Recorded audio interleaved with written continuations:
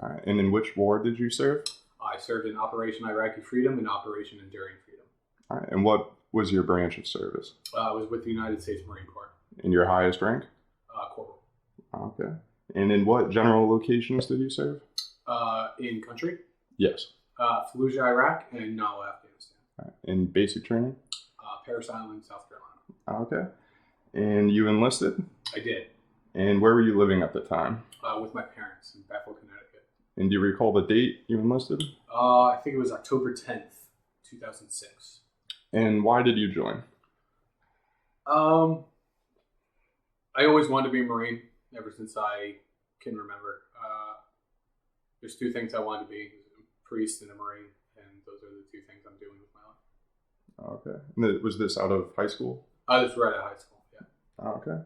And you always wanted to be a Marine, why you chose the Marines? Yeah, definitely the Marines, it was appealing to me as the most elite, the best, the hardest, and that was really important to myself as a teenager to test myself and to challenge myself. And especially because my country was at war, I felt like as a military age male, I had a responsibility to respond and witness the war that my country was participating in. Okay. And can you tell me about your first days in service at boot camp?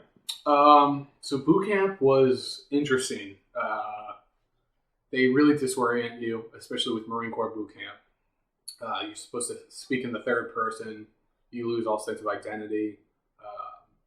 You put in a building where you don't know if it's day or night. So they really try and mess with you and break you down mentally and try and build you back up. So it's a lot of, initially it's a lot of fear of the unknown. You don't really know what you're going to do. You don't know what's going to happen. Do you remember any of your drill instructors? Yeah, I still stay in contact with them. Yeah. Oh, yeah? Yeah. All right. How did you get through boot camp? How to get through boot camp? It was really difficult. I was meritoriously promoted at boot camp, so I was a good little recruit. I was really good at being told what to do, yelling really loud, just doing everything 120%, as hard as I could. But even as much as I enjoyed it, I was still lonely. I got homesick at some point in time.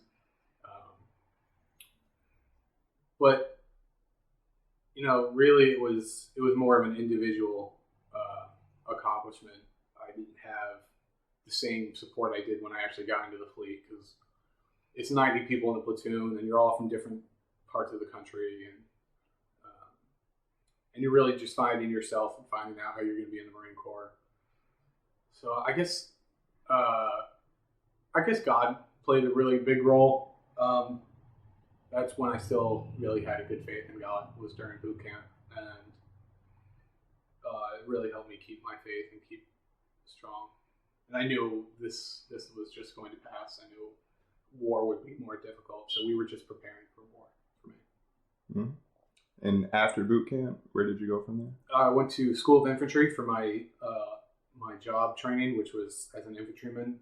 And that was in Camp Lejeune, North Carolina. Mm-hmm. And what was your first impressions arriving there, now an established Marine? Well, you still are a boot, and you still have a lot to learn, especially about your job. But you are a Marine. In boot camp, you're not a Marine yet until you graduate, and then you're a Marine. So you have a little more respect, but at the same time, everything you do is regimented. You don't have weekends off. You don't have time. Can't go out on the weekends. So it was new, and I got to be with one of my best friends I went to high school with, Sean Gentile. We were in the same platoon, so we got to do. So he was. It was a lot easier with him, with me, and also at that point in time, I'd like to think I'm a smart person, and I kind of figured out, the world I was in. So I was selected as the scribe, which was basically the person who kept records and had neat handwriting. But also I set up the fire watch list, which was the list at night and who stood post. So basically I got full night's sleep because I never put myself on post. Or my friends, I would just put the assholes on post. Okay.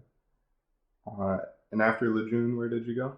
I was stationed in Kaneohe Bay, Hawaii, Marine Corps Base, Hawaii. Okay. Typical day there? Typical day for an infantryman is complex because a lot of Marines, they have a job when they're in the rear, which is in America. For an infantryman, there's not a lot of things to do in country. So we would go out into the field and we would train. We would do patrol operations, combat operations, just training to what we would do in country. And if we were a lot more knowledge than people give credit for. We learned a lot about the weapon systems, about how to patrol. I went to Arabic class before Iraq, and then Pashto class before Afghanistan. So. And how long was that? The classes? Yeah. For Arabic, it was 6 months, and then for Pashto, it was 7 months. Okay. Yeah. And now, following that, you went. And then from Hawaii, I went to Iraq in 2008 and 2009. I was a saw gunner, so I carried a squad automatic weapon, which is a machine gun. They gave it to me because I was the smallest kid, and I was the best with it. So it's a complex weapon, and it doesn't take a genius, but it takes somebody who has a little bit of intelligence to operate a machine gun for the reasons why they would be implemented in combat, suppressing fire, things like that. So I was a good saw gunner, but I was also a turret gunner because the squad leader or the machine gunners were also turret gunners. So in a Humvee or troop transport, I would be the one sticking my head out like a dumbass. And where in Iraq was this? This was Fallujah, Iraq, or right outside of Fallujah. It was called Karma, which I thought it was funny that we were stationed at a place called Karma. Yeah. And it was both a mix of urban terrain and desert terrain. And we basically drove around and were sitting ducks for IEDs. It was towards the end of the Iraqi war. Mm-hmm. And did you see combat? I did. Were there casualties in your unit? Oh, there were. Okay. Yeah. Did you want to describe the combat at all? I guess I'll just my best friend, or one of my good friends, TJ Riley, he died on December 23rd of 2009 or 2008. Sorry, and he was one of the nicest guys I knew. Just like me, he had a really strong faith in God. We were both the lay leaders, the Christian lay leaders. So we organized prayer and we led prayer, and he was driving through Karma, and he was a really nice guy. So he usually would, just like I did, say hi to the kids, say what's up to the kids. And while he was doing that, he had the Humvee door open. Somebody threw a pineapple grenade at his face, and it blew his face off. And he died. And then when that happened, my entire battalion went to where he died. Like the entire battalion, everyone stopped everything they were doing, and we went there and we caught the motherfuckers who did it because, sorry for swearing also, because we made it a point. This was our first death, and we were not gonna show them that it was acceptable to kill us. So we responded with intensity. And that's really because it happened around Christmas, and it was one of the best Christians I knew. That's when I started losing faith in God. Mm-hmm. Did you personally sustain any injuries? Just exposure to blasts and things like that. I have all my hands and toes. I'm very lucky. Mm-hmm. Never got shot. Were you a prisoner of war? No. Okay. Were you awarded any medals or citations during your service? Yeah, a bunch. Presidential unit citation, naval unit citation. Not a lot of personal awards, mainly because as infantry Marines, we don't do personal awards. Mm-hmm. We don't do individual. It's all about the group. Yeah, we're just pawns. So So moving to day-to-day life while in country. Yeah. Did you stay in touch with your family? Yes, no. It wasn't easy. Mm-hmm. Relationships are difficult. I tried, definitely. Yeah, we access to computers and phones were limited, so when I could. Letters. Primarily. Yeah, letters. But really, just didn't have time. Like we were in a war. Yeah. There was no timeouts. There was no time to do something. So. What was the food like? Food was awful. At least our food. But after a while, especially in Afghanistan, and because I spoke the language, I would eat food with them. I would grow my beard out. They would think I was them. So I'd sit down and we'd just eat and drink local lamb, cow, dode, which is the bread, rice, eggs, things like that. A lot better than what you were getting at base. Oh yeah, a lot better. A lot better. Did you have enough supplies at base? No. That was a problem, more so in Afghanistan than in Iraq. But a lot of times they would blow up our supply lines. So like, even we would have to get mail trucked in, or mail would be flown in, and somebody would happen to like blow up our mail, and we would go crazy because that's our mail, and we blew it up. But supplies, as in like batteries, things like that. Batteries were very limited, and they were needed. They were very necessary for optics and things like that. Gas, there's plenty of diesel, plenty of gas over there.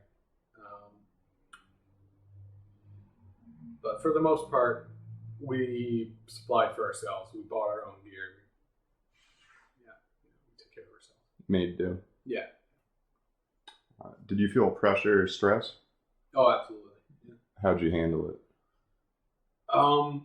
Same way I do now, actually.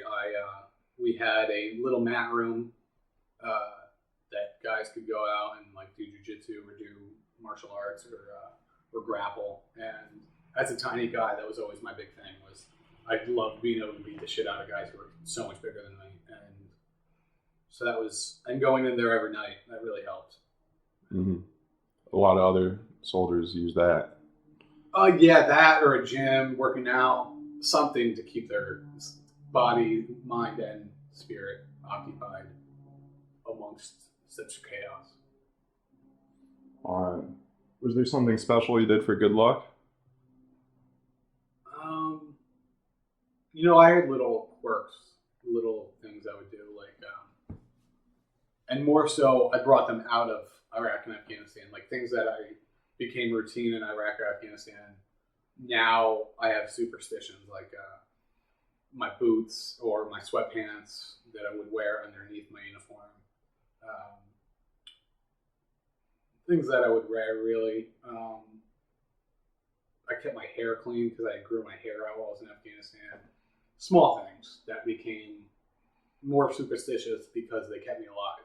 Mm-hmm. So I kind of figured maybe there was something to that. Little OCD tendencies, things like that. During downtime, how'd you guys entertain yourselves? For whatever downtime we had, which wasn't much, you sleep, you bond, you talk about, like,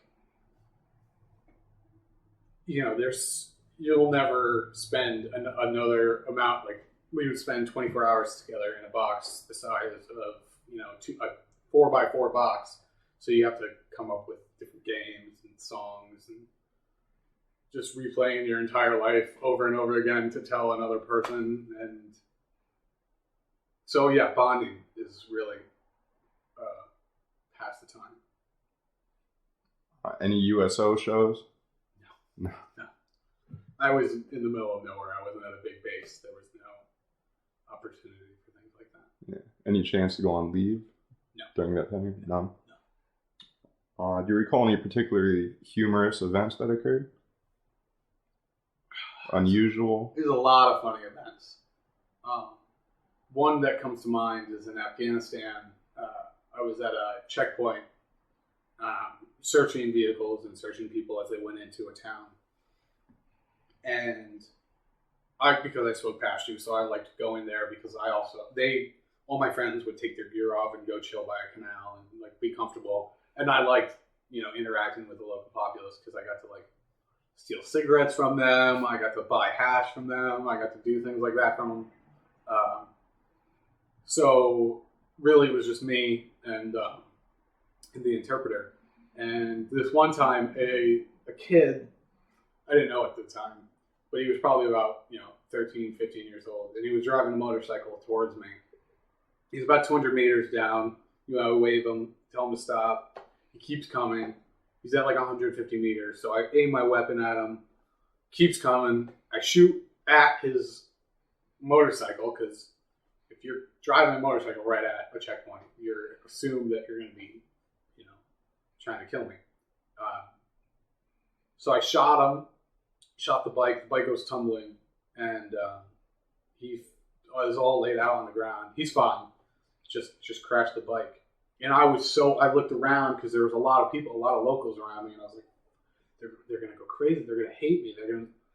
They walk over to him and start beating the shit out of him. And I was like, why? What is going on? And the interpreter, because, I could speak Pashto, but he obviously, it's his language. So he told me, he's like, everyone saw you. Everyone knew what you were doing. The kid saw you. Everyone knew the kid shouldn't have driven at you. And it was so baffling because in America, we blame the person. We blame who committed the crime so much. We don't think about the reasons why it was committed. And for them, they were punishing him. He's an idiot. He shouldn't have done it. Mm-hmm. That was one funny story. There's a lot of funny stories. You could add now, or we could come back. Yeah, I would come back. Yeah. Okay. So this one divided into two. What did you think of your officers, and then what did you think of your fellow servicemen? So the officers, I realized, they were terrible, and it wasn't their fault so much. Kind of was, but I'm an idealistic person, so I would just my image of officers are very great leaders. Those are the guys that are selected and chosen to be the best leaders for us. But in reality, I realized they were a bunch of 22-year-old, 23-year-old graduates from college that had nothing else to do with their life, so they became officers. And I didn't realize that because I was 18, 19 myself. So I was younger than them, and I looked up to these guys that were 22. And now that I'm older and more educated than them, I realized, no, they were just terrible, terrible leaders that didn't know what they were doing. Everybody just tried to suck everybody else's dick. And especially officers, they cared more about their own personal awards and career advancement than they did about troop welfare. And even when I was in leadership positions, and I got in a lot of trouble for it, my priority was my troops. My priority was making sure that everyone who actually fought the war was happy, because they're the ones actually fighting the war. They're the ones who are probably going to go die, not the officers. So I still have a very low opinion of officers, and it's difficult because, especially being here at Yale, most of the people who are veterans here at Yale are officers. Mm-hmm. And so people look at us the same, thinking like our experiences are the same, when in actuality, and then they also treat me as a peer, and I'm not their peer. Even if we are peers now here at academia, those are the people that told me what to do. Those are the people that sat in an air-conditioned office somewhere and told me what to do. And that always really bothered me. Sure, and of course, there's great officers out there. They're out there, but it's a dime a dozen. When you enlist, like the service members I serve with are some of the most amazing men I've ever met. And they are the most amazing men I've ever met. Because whether they're intelligent, whether they're dumb, whether they're black, whether they're white, all across the spectrum, they all sacrificed something, whether they're college educated, wherever they came from, they sacrificed to enlist, to put themselves where they are a pawn, where their voices don't matter, and and it's just about unit cohesion and being in a team and accomplishing a mission. And that, to me, the sacrifices that our men and women make every single day today, I am still eternally grateful for it. And I don't think people understand that, because they see these wars, they're unjust, blah, blah, blah. We went over there for no reason. That does not take away from the sacrifice that these people believe and truly, truly 100% think that they fought for their country, that they died for the flag, that they died for the Constitution. And I think it's very disrespectful to their sacrifice to insult it because it's about the war. It's not about the war. It's about their sacrifice and their choice that they made. So how long was that first tour in Afghanistan? My first tour was in Iraq. Oh, sorry, Iraq. It was 8 months. And then my subsequent tour in Afghanistan was also 8 months. All right. Was that almost back to back? Did you have some time in between? It was almost back to back. Because you're supposed to go back to country or go back to America for about a year. We had about 6-7 months to train, because this war in Afghanistan started really heating up, and they needed more troops. I was part of George Bush's surge into Iraq in 2007, and I was also a part of Obama's surge into Afghanistan. So I was part of both surges. Mm-hmm. Same job as prior? Yes, except instead of a squad automatic, or instead of the machine gunner, I was a designated marksman. So I had a Mark 12, which is basically a sniper rifle with a Leopold scope and a suppressor on the end. And I didn't carry much ammo because I was awarded for being such a good machine gunner, because I could carry everything. I was smart. I did all these things. So they gave me the DM rifle because I deserved it and I earned it. And yeah, you as a DM, you barely ever shoot that weapon because you're not the one who's supposed to be pop, pop, pop, pop, and or you're not doing suppressing fire. You're doing accurate fire. Mm-hmm. First impressions arriving, and where exactly? In Iraq or in Afghanistan? Second, Afghanistan. So initially, we flew in on a helicopter to our little combat outpost. And, it's strange because we went right into a market. We went straight into a very populated, around noon. So it was scary because, we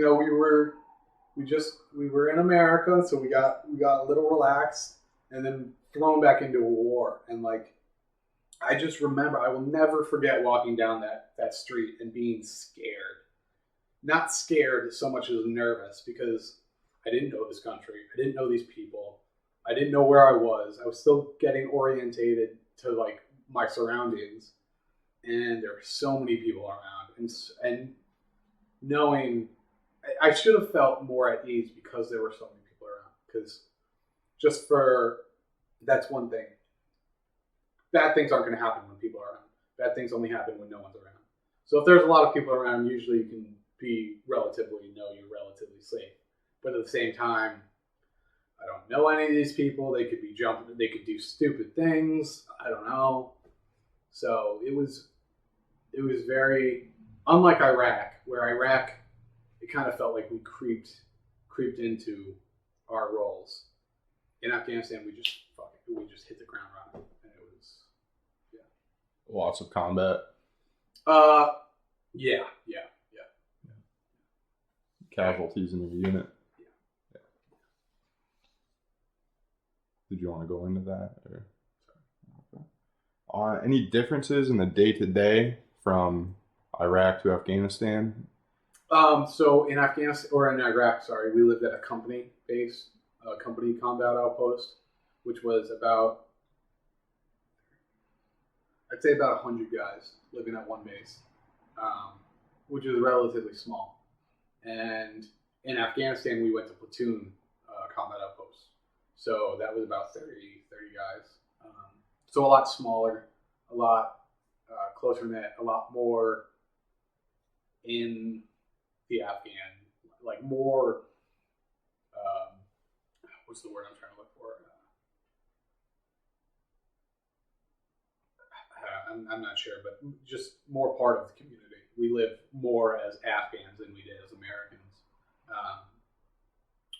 And yeah, a lot closer knit.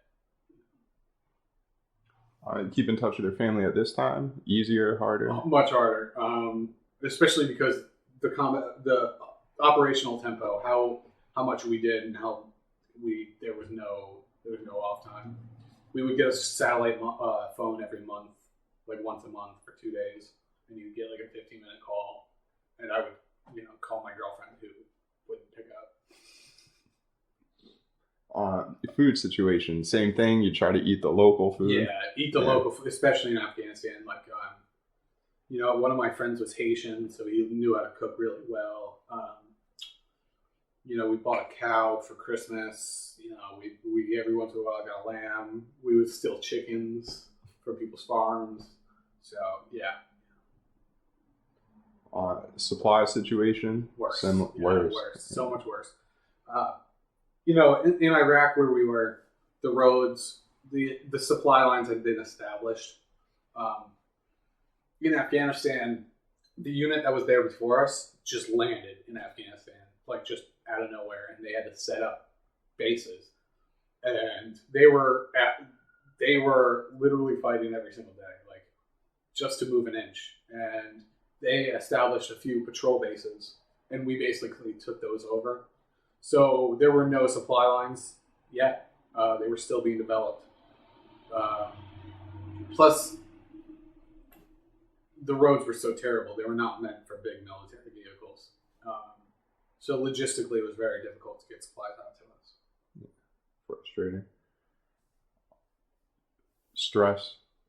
Yeah, like terrible. I mean, both countries, I put a gun in my mouth, and at some point in time, in both countries, I was blessed to have somebody close enough to me to punch me in the face and tell me to stop. But it's a lot to do with the lack of sleep, the lack of food. While you're performing, you're walking 20, 30 miles a day. You come back, you stand post by yourself in a box for 24 hours. Really easy to go crazy. Military provide any form of stress relief similar to jiu-jitsu? No. Even like I said, in Iraq, it was more established. Where everything we were doing was a lot more established. In Afghanistan, it was all new. A lot of the places we were going, we were the first white people would see, or first Americans, sorry. There was no gym, really. Our platoon sergeant had to make toilets for us, we tried to make showers for us. They were pretty good. We burned all our trash, piston tubes. Yeah. Any funny pranks, humorous stories?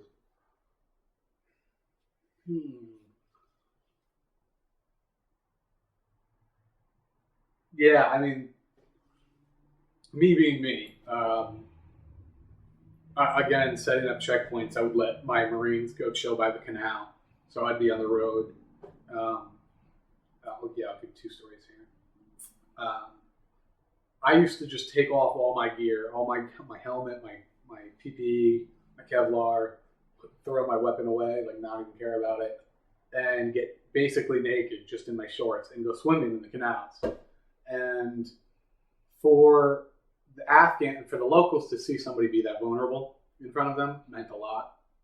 I did that for the kids. I wanted the kids to know I was human. I was not some alien from somewhere else, from another world, coming to control you. I'm just another human being, just like you. I just want to have fun sometimes. I just need to relax.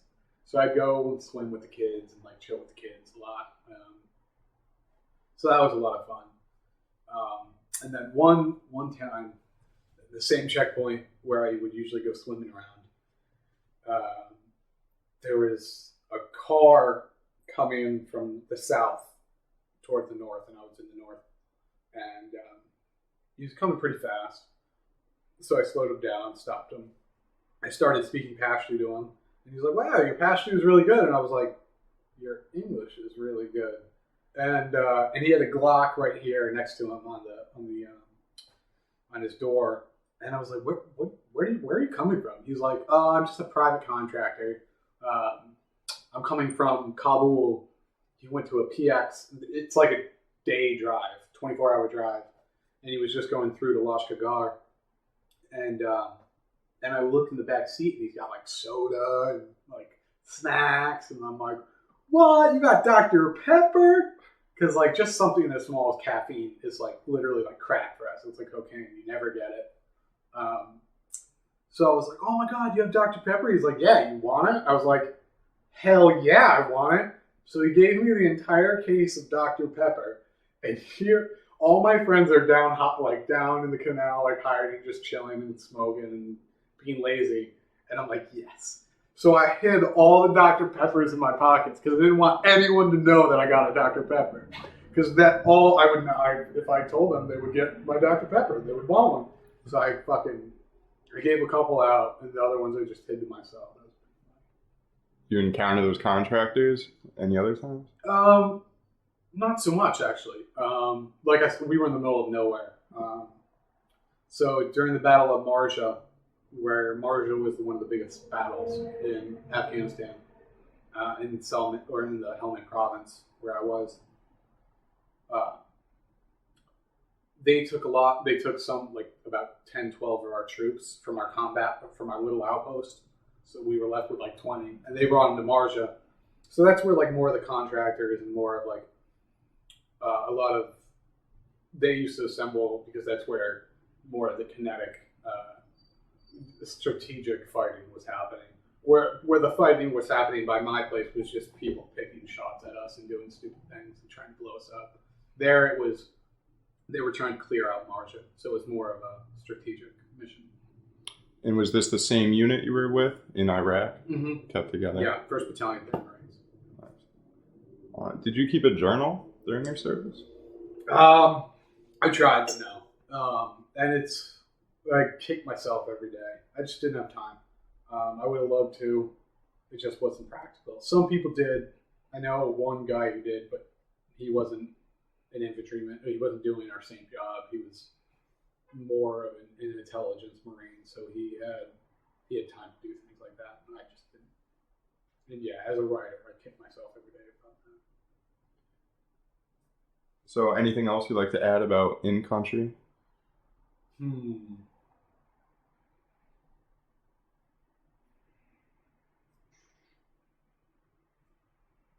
It was just one long day. Mm-hmm. There's no such thing as days. There's no such thing as a 24-hour schedule. It was one long day, and it never ended. It never ended. You'd be 3 months in just miserable because it felt like, that's why we all look like we've aged 10 years, because it's so demanding. And people don't realize that. Like, they think of war as like, all right, you go to battle and you come home. That's not how it is. Literally, we're in their home, so 24/7 somebody's trying to kill us. Somebody's watching us. There's no such thing as timeouts when somebody wants to kill you. They're going to wait until you do take your time out, and that's when they try and kill you. So you have to be on your guard at all times, and it's just stressful, long, and tiring, and it feels like, and that's what I'm trying to really say is it felt like there was no end to it, like it was never going to end, and so when it does, it's weird.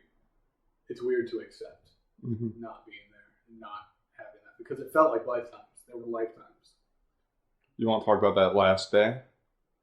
The last day?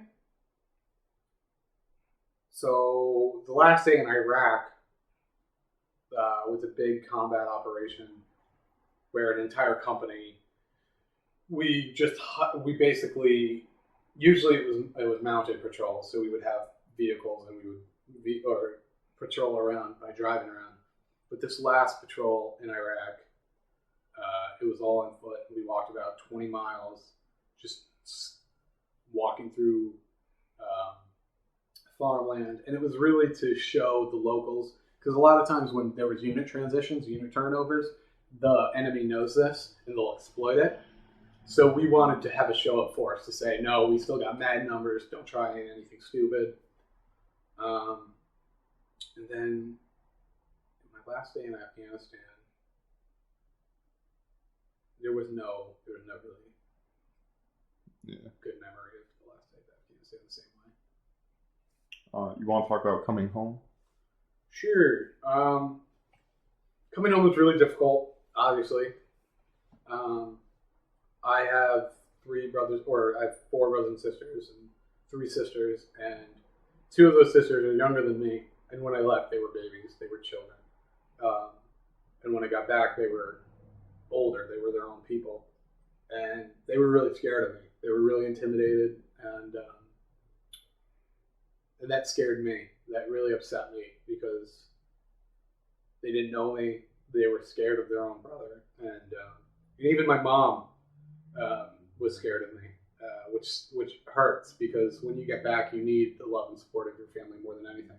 Like blind, unconditional support and love. That's what your family's there for. And my family didn't really do a good job of that. And I get it. I get it. But still, even like something like my mother, I feel like it's a very maternal thing to just take care of your child regardless of the situation. And that's all I wanted. I wanted my mom to let me cry and let me, just hold me, and she wasn't really there for that. So that was upsetting because, obviously I'm blessed to have a home that I went back to. A lot of my friends didn't have family, didn't have a house to go back to. So I at least had that. And when you go from fighting every day and walking 20 miles, 30 miles every day, and being in country and really accomplishing such a huge goal, and then you go back to doing nothing and sitting in the basement, it's terrible. You feel like you're not accomplishing anything. You're not bettering yourself, and it's really demoralizing. And a lot of people get lost in that anxiety. Luckily, I started doing jiu-jitsu more. I found a good team that took me in and really welcomed me with open arms, and in doing so made me see that I can be accepted again. Now, I may be different, I may be flawed, I may be hurt, but there are still people who will work with me and love me, and I really needed that. Really needed that, because and as not only was it a family at my jiu-jitsu or gym, it was we fought together every day, we trained together, so it was kind of the same as the military. These were my brothers that I sweat and bled with, and then that was in Connecticut. Yes, that's here in Connecticut, and I started getting hope again, which was really awesome. I finally saw some hope. I had a little bit of hope. I wasn't just, depressed all the time, or, what am I doing with myself? And I finally got my GI Bill benefits, and I started school at Sacred Heart, and I became thriving in academia. That's where I really found myself, and that's where I was meant to be, with Sacred Heart, and I did amazing. I graduated in 2 years, and now I'm here at Yale, and I'd like to think I'm killing it. So. And where do you study? I study at Yale Divinity School, and I'm getting my master's in divinity. Oh, okay. Did you make any close friendships in service? You still maintain? Yeah, absolutely. Still talk to my friends quite a bit. Member of any veterans organizations? No. And, how did your military experience influence your thinking about war or the military in general? So it's interesting because here, that's what a lot of what I do is responding to the trauma that military veterans have faced, and then in addition, the theology behind war. There's something called just war theory, and it's the parameters that need to be set for there to be a just war, to have a justification for war. and it comes from Augustine and Thomas Aquinas. And my experiences of war and my experiences in life have shown me there's no such thing as a just war. You can try and reason it all you want, but there's no just reason why any one human being should kill another human being. They like to use the allegory, what if your finger has gangrene, you have to cut it off, because then you'll have to cut your hand off because that will get gangrene. But that's a good metaphor for gangrene. It's not a good metaphor for war. Just because you have one bad apple or bad egg doesn't mean you have to cut it off before. You don't have to cut it off. You can treat it. This is 2015. We have the medicine, or we have the moral reasoning. We have the education. We have the ability, the logistical ability to get at the root of the problem and heal it rather than just destroy it. So I think that, especially at my school right now and where I am, a lot of people think that I'm going to be this proponent of war and support war, and then they're surprised. They're like very taken aback that I do not. I don't support just war, and because it's a very sound theology. It's very supported in just the history of Christianity, that this is what just war is. Like, that's it. And I don't buy that.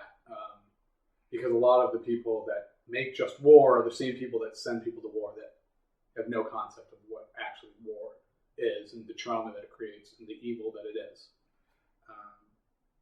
So, yeah. And how did your military experience shape your life? So when I got home, I had my grandfather who was a Navy veteran. He told me to never let my military service define me. And a lot of veterans do that. They let what they did for 4, 8, 12 years define who they are. And I am a Marine, and that's probably one of my most proud accomplishments, is being a Marine, but I will never let that define who I am. I am so much more than just a Marine. But at the same time, it's shaped how confident I am in situations. I know most of the time in dealing with another human being, they've never faced the same adversity I have. They've never faced the same difficulty. And that gives me a subconscious confidence. I know what I'm doing. And it makes it easier for things like, my friends are dead and I'm not. There's either a reason for that, or even if there's not a reason for that, I have an obligation to my friends who are dead to live the best life I can because they didn't get to. And that means a lot to me, because like TJ would have been a great civilian when he would have got out. He would have been an amazing leader. He would have inspired so many people. And he can't inspire all those people because he's not here. So I have to work that much harder to do what he would have done if he's still here. And I take that responsibility very heavily. Is there anything you'd like to add that has not been covered? No? All done? All right. Well, I'd like to thank you for your service and for taking some time out of your day to do this interview.